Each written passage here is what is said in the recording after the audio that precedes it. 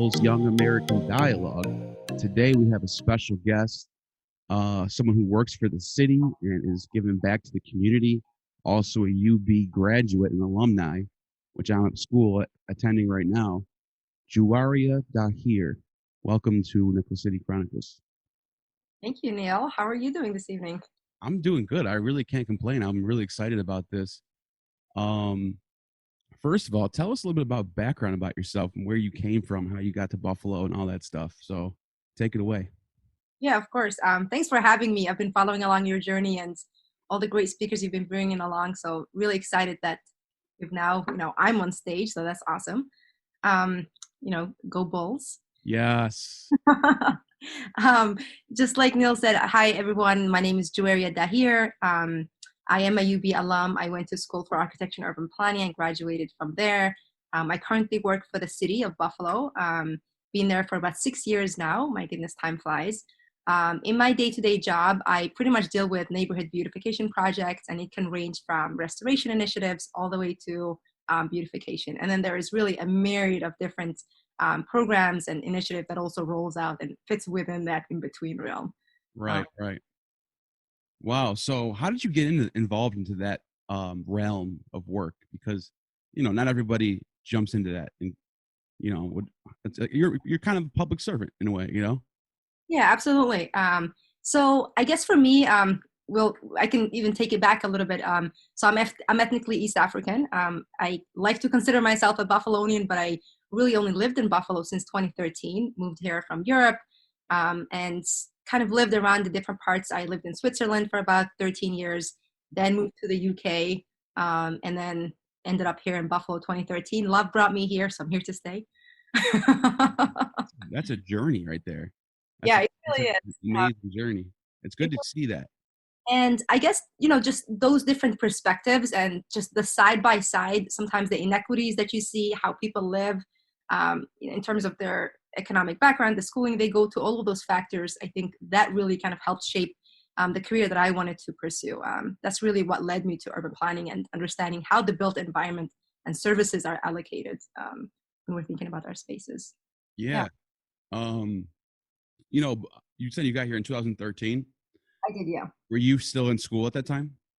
Yeah, so I started off my undergraduate career in the UK, did 2 years. I was a junior. And in the UK, to get your bachelor's, it only takes 3 years. There's none of the gen ed requirements. I ended up transferring here because I found out that it was easier to, not easier, but made sense to earn your bachelor's degree here and then pursue graduate degrees.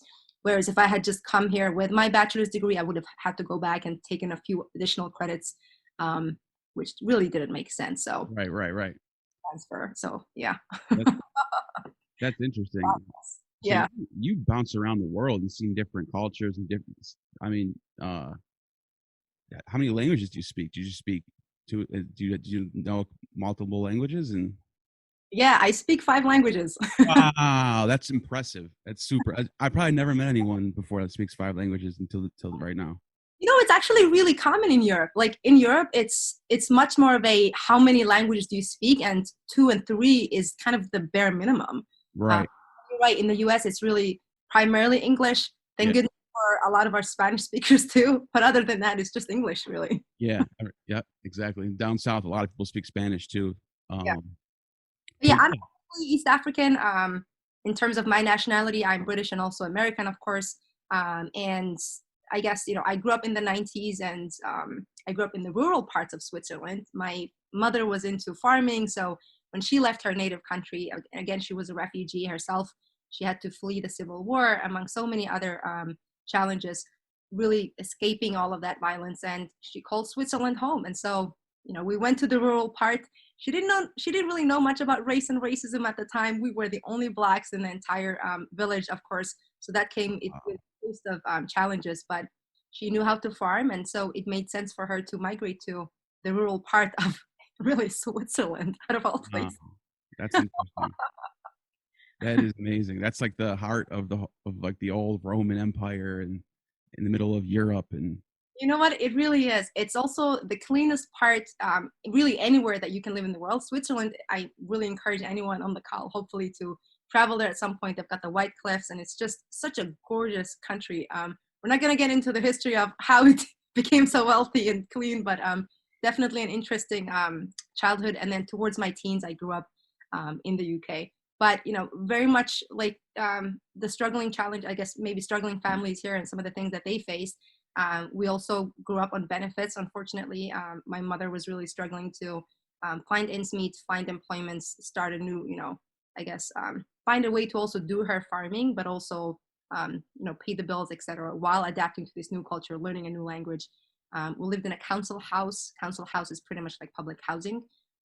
So similar trends there. I was also, I had free school meals, etc. So when you think about like just all of those challenges, I feel like I am an anomaly Right. where I am today. So hopefully that gives some hope to some of the other children that are kind of had that similar background experiences like me. And that is inspiring because, you want to have, I think it's logical and, kind of natural to want to have an immigration system that allows for people to come here and have an opportunity. And not only that, once they make use of that opportunity to give back and make this and contribute to pushing the needle forward in our society. And we saw that happen in the after World War II, a little bit before World War II, where people came over from Italy and Poland and Ireland. And then it's ironic because a lot of those people now, they're the generation after that, all of a sudden you see a lot of conservative minded people who push back on the idea of immigration, like, no, they're going to take our jobs. No, there's not enough wealth for everybody. And the reality is that people get an education like you and become doctors and lawyers and start businesses and then create jobs and then make more wealth instead of take wealth. And that's the thing that I try to get people to understand is like it's not like a race to get the most money. We're trying to make a society for everybody so everyone can thrive. You know what I mean? Yeah, absolutely. And we have a responsibility towards that. I mean, when you think about even, part of the reason why people migrate, whether it's by choice or for, I don't know, to, betterment or whether it was through force, it's usually because something has occurred.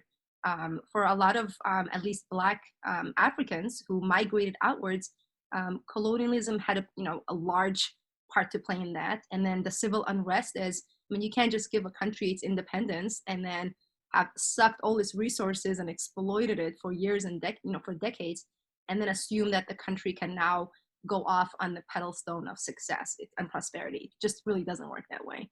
Yeah. Um, it's such a shame, and I think we are in such a globalized, this because of globalization, any issue that happens in one part of the world is going to affect really anyone and everyone across the world.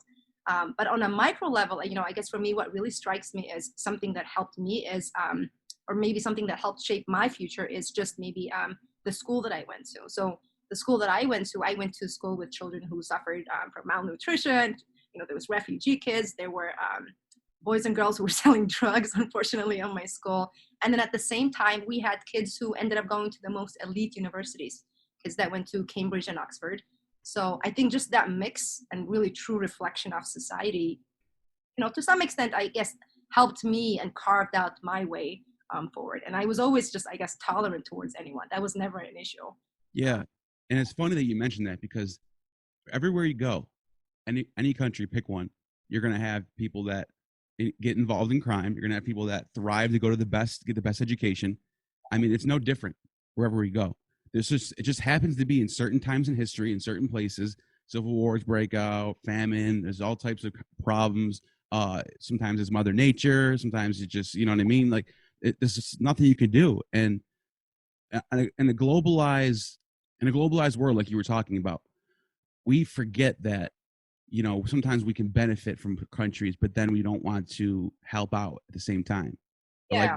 you see a lot of like exploiting resources and, controlling, throwing corporations over there so that, circulate the money through our country, but then we don't want to help out anything else. We don't want to take, Yeah. you know what I'm saying?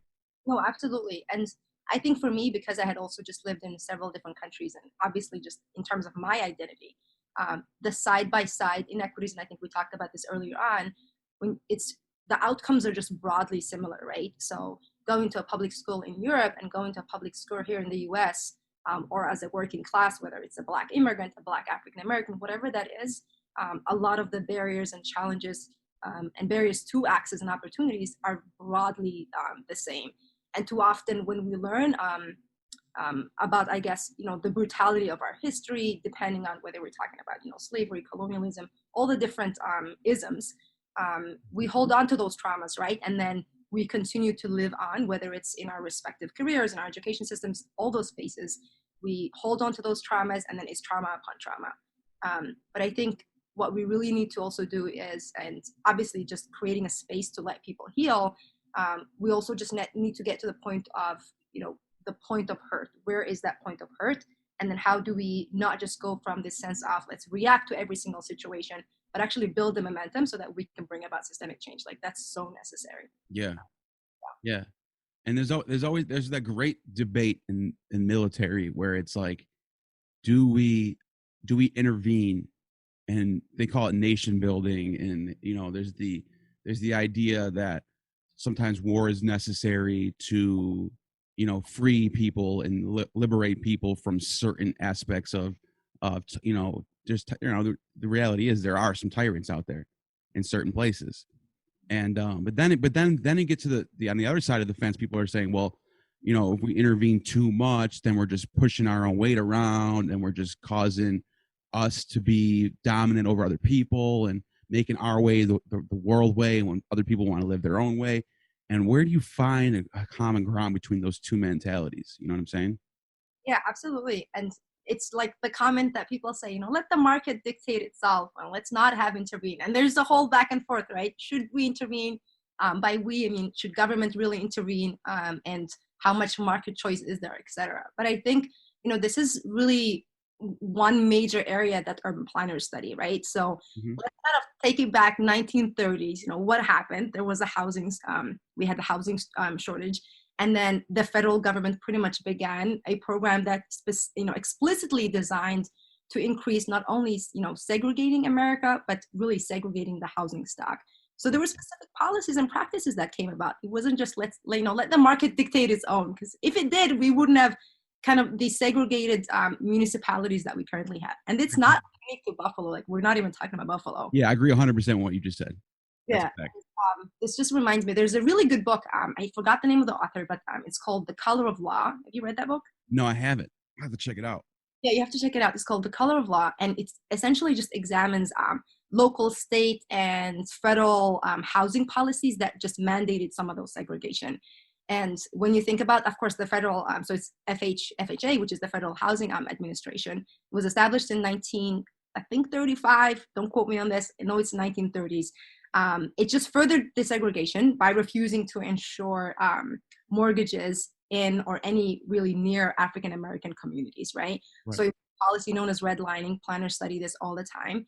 And because of that, we can see the demographics and really the society that we now have. So we've really intervened with market when it specifically benefited a certain population or specific policy and practices that we wanted to create. So I'm really I'm interested to kind of explore that. I don't think there is a right or wrong answer, but I definitely believe in intervening for the good. I think that's always necessary. Yeah, there's got to be justice when necessary. For someone who doesn't know what redlining is, I mean, would you have a good definition for that for someone who doesn't know? Yeah, of course. So redline. So basically, what it is the federal housing, like the FHA, basically was subsidizing builders, okay, who were mass producing like entire subdivision for whites, and then the requirement was that none of the homes be sold to African Americans. So, for instance, give location X. You live in location X. I live in location Y. Any startup business or any really restaurant, any kind of development would only come to my location because of my skin color. Right.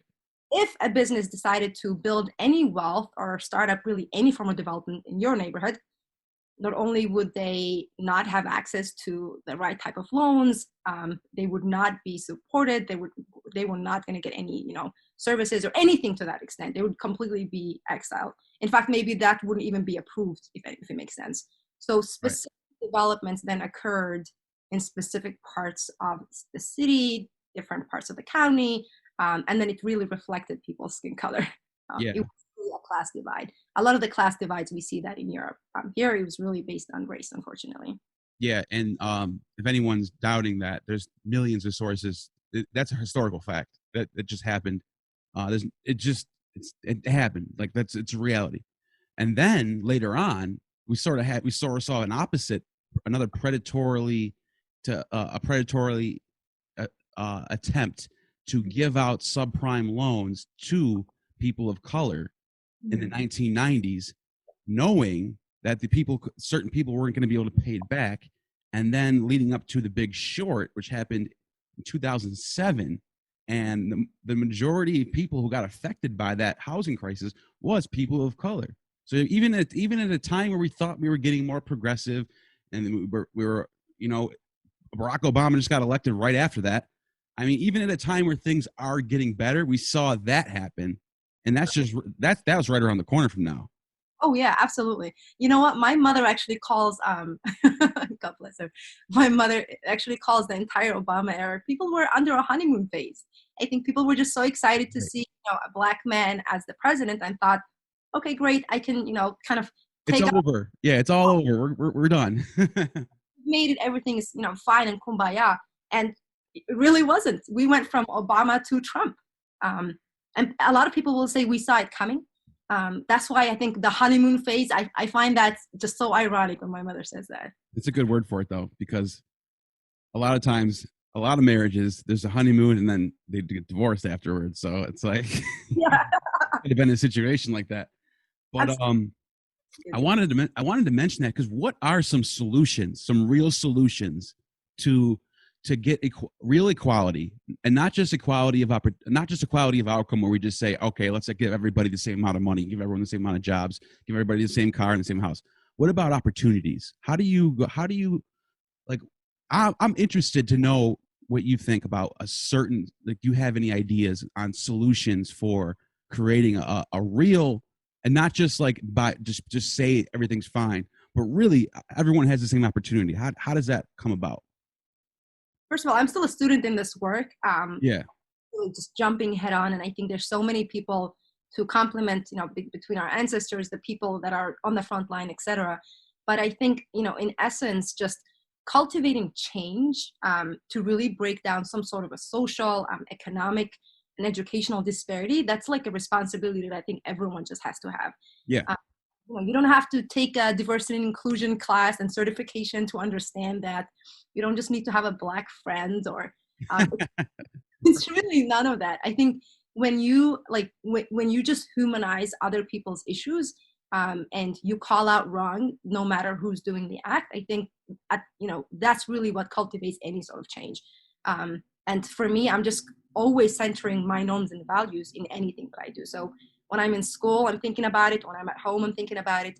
Just recently, actually, because obviously graduating from UB, I felt like there were some specific classes that maybe, especially when you're talking about, economics, for instance, there were specific classes that I felt like really needed to be more reflective of the real issues in this country, and not just sometimes kind of sugarcoating, and maybe just sprinkling in a little bit of issues of slavery. But when you're talking about the historic factors, like you need to think about everything that this country was built on, like the raw issues. And if you don't teach those things accurately, you're really not giving the students the tools to then be prepared, leaders that can be empathetic leaders, right?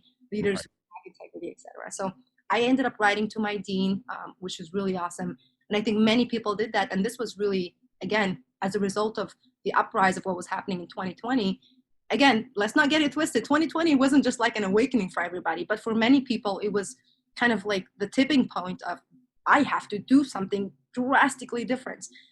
So I don't know if I answered your question, but again, No, I was just gonna say, I love the way you started off that answer. The first thing you said was I, and that's really where it starts. Everybody has to do their part. You can't just rely on, oh, the politicians they'll handle it. Oh, they'll handle it. I'll just sit back and chill. Everything's going to be fine. Everybody has to be a part of the process. And that's what the first thing you said was, I have to do this. I have to work up about this all day. And it really does come from, does come from the self. Like we all have to pitch in and be a part of the process. And Absolutely. I'm fascinated by, you got certain people who sort of jump in the movement because it's trendy and hip and cool. Yeah. And then those same people are now bored. Now it's like, well, we've done our part. It's 2021. Let's pick up the next issue. Yeah. So yeah, you see that too. And it's like, sometimes I feel like some measures are from heart, like they mean well. And then, but a lot of times people divide more. Like, for example, there's a certain type of like energy out there where it's almost like you got people who are sort of looking to cause, like, what's the word? Like, like division between people, like trying to start little bickering and, oh, he did this, they did that, cancel this person, this person. And it's like, I almost feel like sometimes people lose sight of what we're actually trying to do here, which is integrate, you know what I'm saying? Not separate, And that's happened, unfortunately. You'll see someone who has, over, a decade of experience and, contributed to this work so much. And then suddenly maybe they've said something on Twitter, or I don't know, they made a social media post or have just done something so controversial, and people just jump and say, cancel this person. You're right. Like that all the time. I definitely do that. I think there's just, there's lessons to be learned. I mean, yes, when there are issues, sometimes you have to coach the person and get them to the point where they can fix those errors, right? It's not just a click of a button, cancel the person. It's really not. Yeah, because I mean, think about it. If all of us were examined with the magnifying glass of everything we've ever said and done, no one would be left. We'd all be canceled. You know what I mean? And like those people who were canceling, some of them are really genuinely trying to make things better. They might have just said the wrong thing one time, or maybe even a couple times. But like you said, coach is a good word instead of cancel, because it's more about trying to fix the problem rather than to smother the problem. Like we don't want to just put Band-Aids on cancer. We want to fix it. We want to remove the cancer. You know what I mean? It's a different story when the person, is called up on, the things that they've done wrong, and say, if they then decide to be stubborn and kind of just say, nope, it's my way and the highway, then it's a whole different boat. But that initial point where it goes from the person falling, their shortcomings and then turning into a cancellation, it's just horrible. It's terrible. But this reminds me, the first time, funny story, I guess my first experience just being Black, when I was in kindergarten in Switzerland. My teacher so we were reading a book, and the image on the book was an African woman. She was so beautiful, and she had a fruit basket, and she was carrying it on her head. And so you already know where this is going. So the teacher then says to me being really the only Black kid, and really I was kind of like a Black immigrant too. My teacher just looks at me and says, and my teacher was phenomenal. She then says to me, Juweria, can you balance a fruit basket on your head too? Do you know how to do that? And I was like, no, actually I don't. So I went home and I shared this with my mom, and I said, hey mom, my teacher asked me if I could do this, and I wasn't sure, but it sounded like she kind of felt like I should have known how to do this. And I was like, am I supposed to know this skill? And I just don't know how to do this, because you need to teach me. She was like, well, and my mom just really oblivious to this. You have to also know this. This is the first time here in, anywhere outside of Africa. She was like, no, some people know how to do that, but even I can't do that. So she might have just asked you. Now thinking about this, I wish I could really just go back to my teacher and just have a better, dialogue. Obviously then I was just in kindergarten, but that was kind of like the first time, my experience really just looking back and saying, okay, so I am Black. I am actually a little bit different from the kids around me. And just really what that meant. I don't think she meant anything wrong, and I would be the first person defending her even today. But just how wrong and, naive and narrow-minded that comment is to say. Yeah. No, that's a very, very ignorant thing to say. for the but the way you just went about it though was beautiful because you understood that it was just ignorance. She didn't know what she was saying. She probably meant just to. She probably just wanted to engage in conversation with you. Just that was the first thing that popped in her head, even though it was completely ignorant. But like, instead of being like, "Oh, we need to cancel her and get her fired from her job," your reaction was, "I wish I could go back and have a dialogue with her." That was, I mean, I couldn't think of a better way to go about the situation. I feel like we Yeah. need more of that. You go on social media, on Facebook and Twitter, and all you see is attacking people, everybody. People on the same side attack each other, people on opposite sides attack each other. But like, where's the dialogue at? You know what I mean? And I think because we have this expectation of, we're not even hearing each other. It's like the person makes the point, and the next person kind of is already preparing the defense mechanism, what they're going to say next. Yep. It's not about processing what the person said. That dialogue is not happening, unfortunately. That's so true. That's a good point. Is that we now have certain set of talking points for every worldview. Yeah. So if you're a conservative, you have your talking points is the government has too much power. Whatever the talking points are, there's a whole list of them. And then people on the left have their talking points. And when they try to engage in debate, it's just throwing the talking points at each other, and nobody's actually coming from a place of heart. Oh, absolutely. And for me, from a very early on, I just learned that when multiple points of views are just expressed, no matter what space or platform or topic it just forces everyone to justify their position. I think if people are forced to do that, you kind of self-reflect and you're like, wait a minute, do I really want to go down this route? There isn't really that justification mechanism. But you're right. We have to have some mechanism of actually just communicating. But we're so polarized. It's polarizing in politics, in our institutions, pretty much every space is polarizing, unfortunately. Yeah.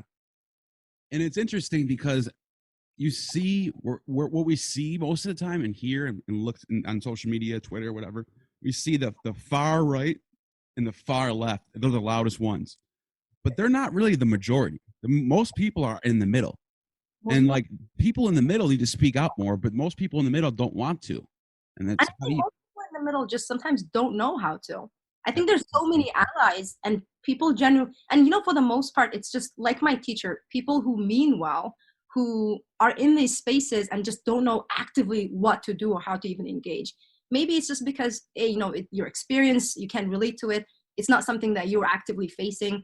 And if it's not, and if you're not in those little bubbles, then you are totally excluded from this, but you're still in the dominant group, but you're definitely not in those two polarizing sections, right? Right. So you're absolutely right. There's so many people, a majority fall into the medium, actually. If it wasn't, we would not have this United States of America. Yeah, that's so true. And it's like how do you get people engaged when they see what they see is they see ugly, they see people fighting, they see people looking angry all the time. They're like, I don't want to do it. I don't want anything to do with that. And it's like, how do you get people to engage in being a part of the process? Because it's important, everybody should vote. Everybody should give their worldview from a place of their own experience and not someone else's talking point, Absolutely.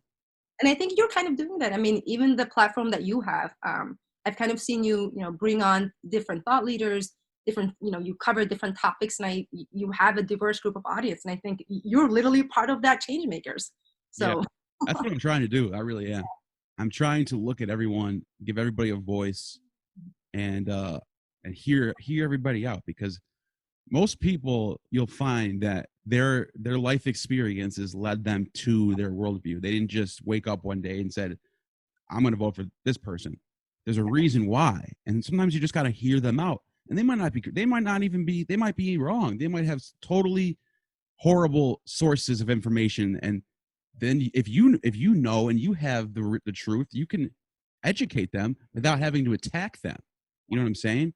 And that it goes a long way when you come from a place of humility and a place of love, a place of like calmness. People that goes a long way with people. People don't respond to screaming and yelling and attacking. Nobody responds to that. If anything, it just makes people turn off to that.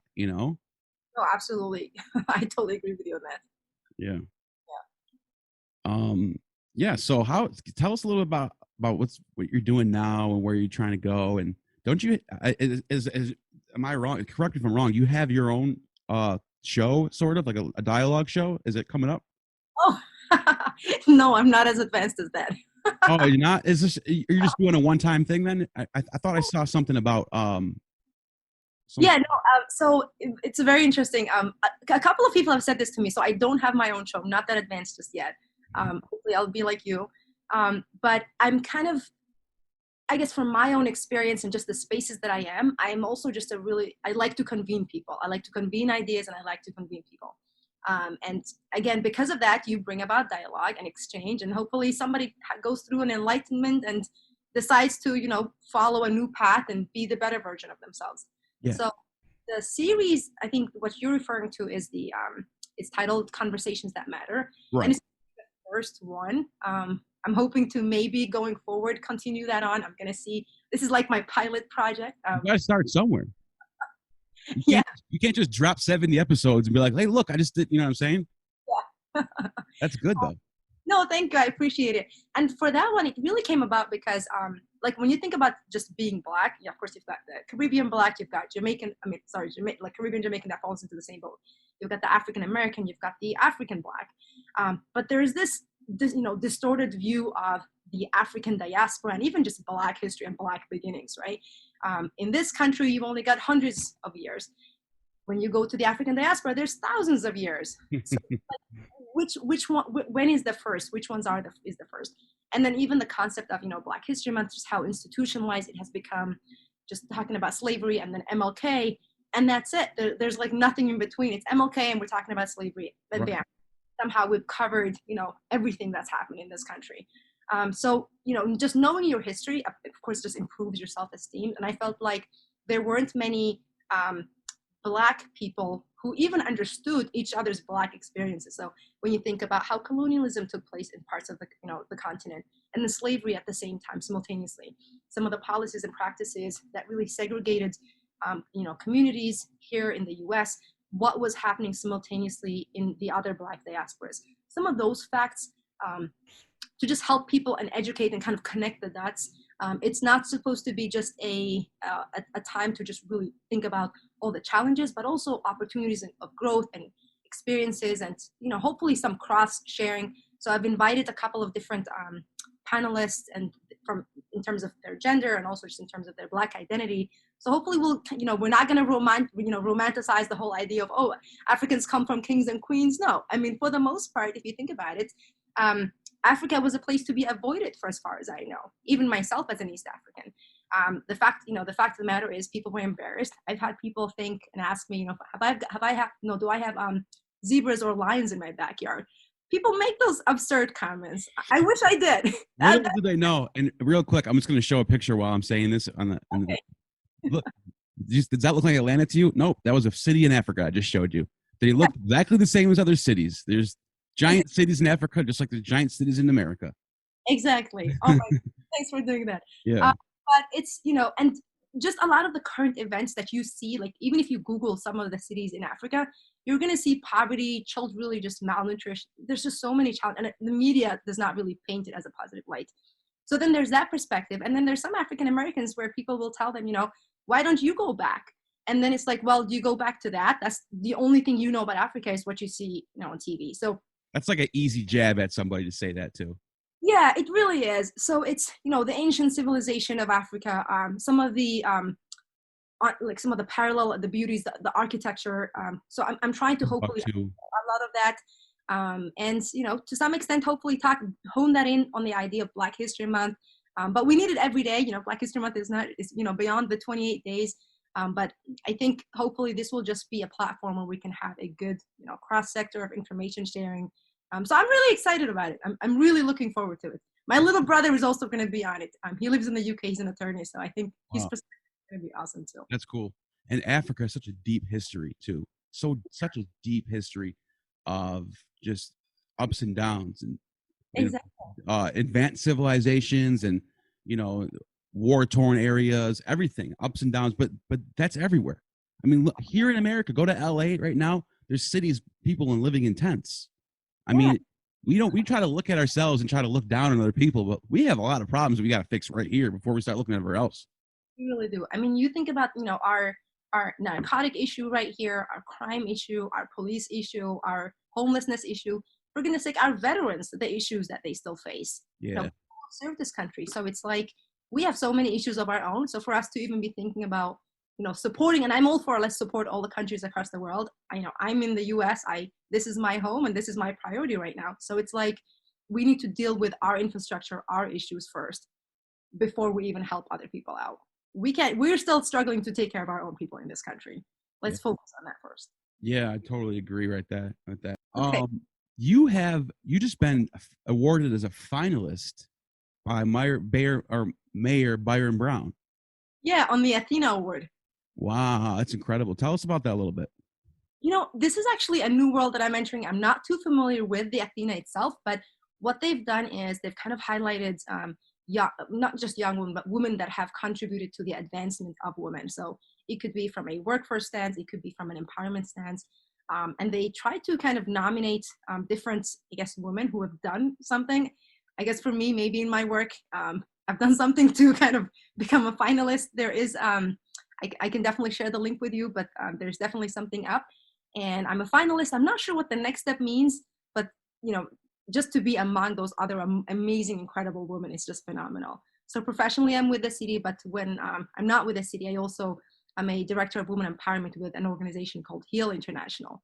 And we're located here on Buffalo's West Side, and we cater to low-income populations, really historically marginalized populations, but also just new Americans or refugees, immigrants.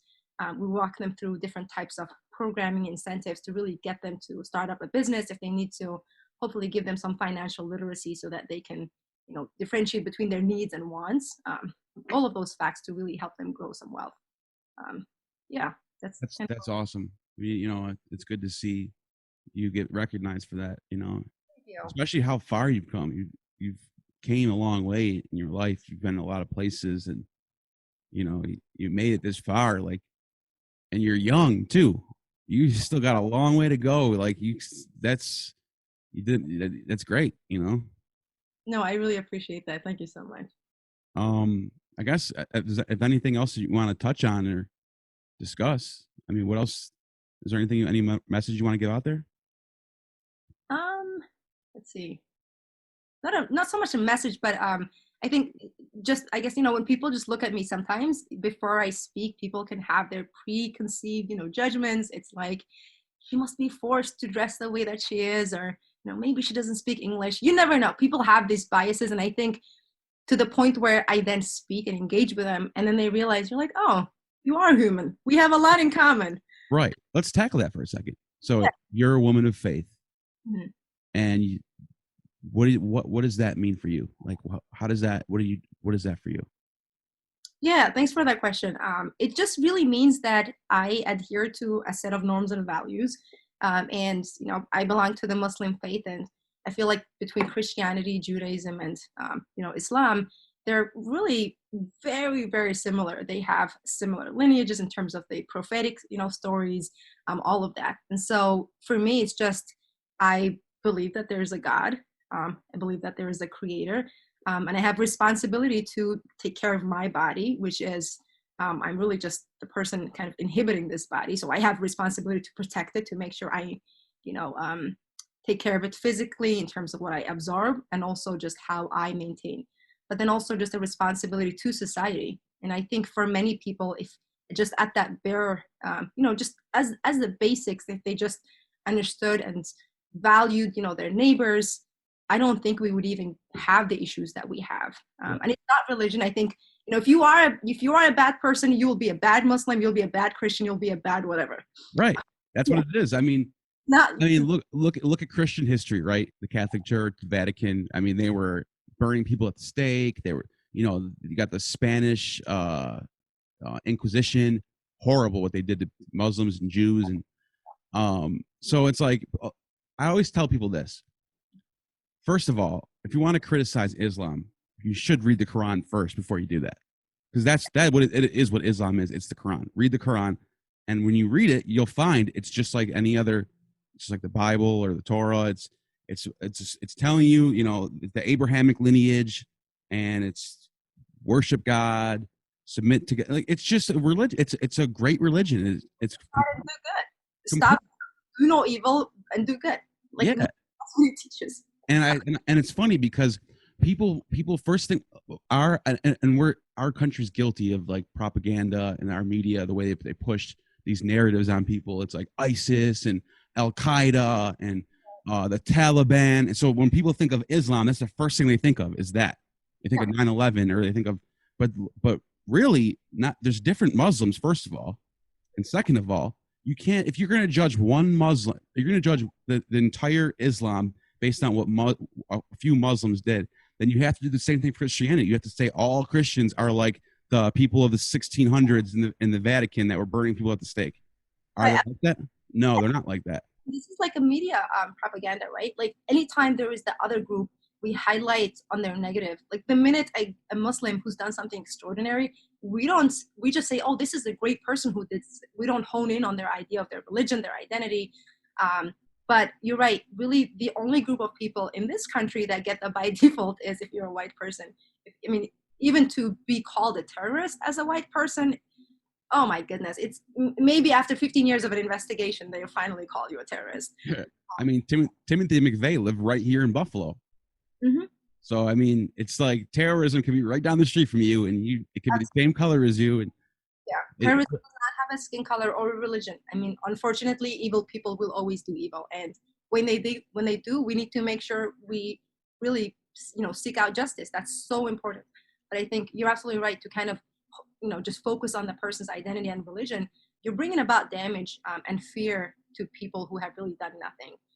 The citizens who give back and are actually part of this economy, which is just, again, another whole story. But in a nutshell, I am my own person. I appreciate the different spaces.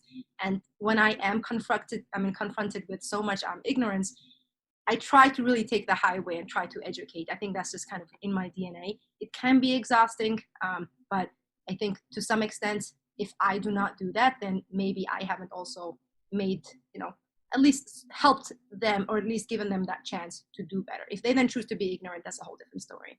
Yeah. And it helps for me. It's, of course, I've got the planning background. I'm very familiar with, governance and how government works and operates. And I know how to get things done. I guess maybe that's that's kind of my concluding message. Get things done somehow, get involved. COVID has, of course, exacerbated so many of those issues, but those issues existed before COVID. Let's not forget that. Right. And, just be of service. You don't have to be in government to do that, but you can serve in many ways. Yeah, and I feel like it's inspiring to see someone like you, the way you carry yourself, and like it could be easy.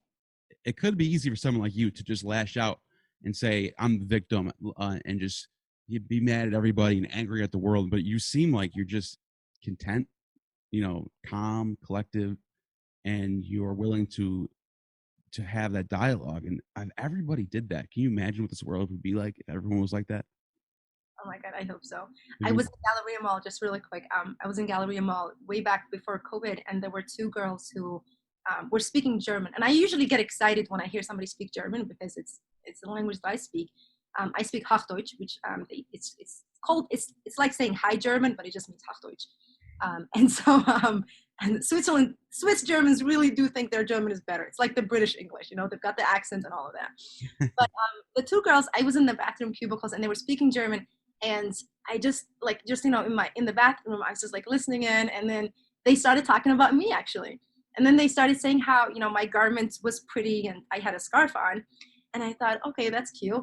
And then just as I'm about to come out, the other one then says, oh, but, not all of them are like that. And some of them just do this. And, if they can't assimilate, they should go back. And it turned from the beautiful headscarf to, oh, my God, like this whole one-sided, polarized politics conversation. And so I'm like, holy shit, they probably just don't know I speak German. So when they, they wash their hands, and then I'm still listening, just pretending like I'm not getting it. I'm just washing my hands. And then they dried their hands and threw the napkins just in the garbage. And I just said, throw your attitude in the garbage while you at it. And I said in German, and looked, and then they just walked away. That is gold. So just be careful. You never know who speaks the language around you. You just be careful. That is, I have to make that my own bit right there. Just clip that little part out. That's a great story. But again, for the third time in this podcast, again, the way you handled it, You could have lashed out at them and said, "You racist son of a baby," blah blah blah, and you just said a couple words and walked away because you understand that people think people have thoughts like that. Some people just won't say it. They said it because they didn't think you'd hear them. But now you recognize that people can go from 0 to 100 real quick. They can act really nice, but in the back of their head, what are they really thinking? Exactly. You know what I'm saying? But you put them in their place just by being humble and being, you know what I'm saying? Like, and hopefully that checks them, next time, hopefully, they don't start speaking a language around, and maybe they just keep those narratives to themselves. And you know what I was just thinking just now? Imagine how much more effective that is than say you were to lash out at them, they would be like, "See, I told you they're all like that."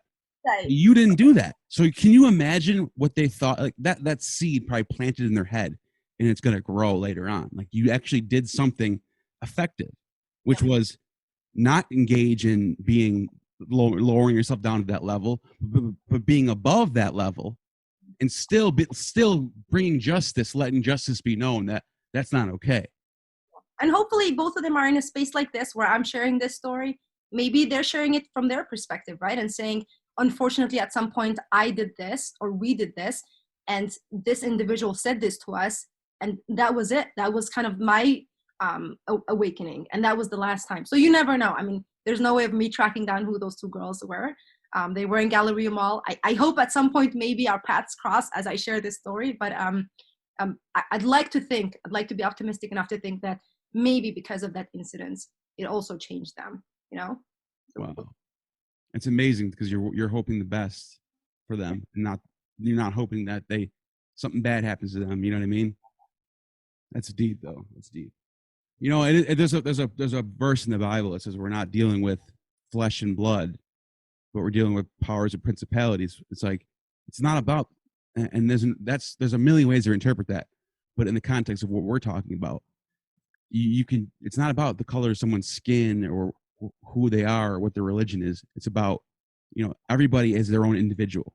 You know what I'm saying? Everybody, there's bad people of different faiths. There's good people of different faiths. It happens everywhere. We're dealing with ideas. We're dealing with mindsets. We're dealing with ideology, not just people and who they are, where they're from, the skin color. You know what I'm saying? Some people, some of those bad ideas are grandfathered into them. It's part of the system that they were asked to live and be a part of, and that's the only system they know, unfortunately. And that's not really to justify and say it's okay, but that narrow perspective, similar to the teacher that I had, that's what she knew. Yeah. Hopefully, we get to the point, and I think we really are getting to the point. More people are educated, and for those that are not, there's the internet that's really bringing us together. So yeah, that's the one thing. The internet is such a double-edged sword because you see there's online cyberbullying, and you see a lot of negative things, but also internet is bringing up what we're doing. You know what I'm saying? There's a huge positive impact that the internet is bringing to the world, which is people are integrating, people are communicating ideas, people are reaching out to each other, and there's a lot more. It's a lot easier to categorize each other now. You know what I'm saying? Absolutely. No, absolutely. My son just, I don't know if you heard him. Oh, it's okay. It's fine. This was great, by the way. And I definitely want to keep in touch and have you back on. If your conversation thing takes off, I'd love to be a guest on there. So absolutely. Keep it in mind. Shameless plug. It's happening on Friday at 6 p.m. Eastern Central Time. It's the first one. We'll see how it goes on. I'll put a link in the description. Is that okay? I would love that. That'd be great. All right, got you. All right, thanks for coming, and this was amazing, and everything you said was great, and I hope this reaches a bunch of people, and leave a comment, likes, whatever you got to do, and anything else you want to say before we go? No, this was awesome. I just want to thank you. I mean, not many people really bring about and use their platform for good.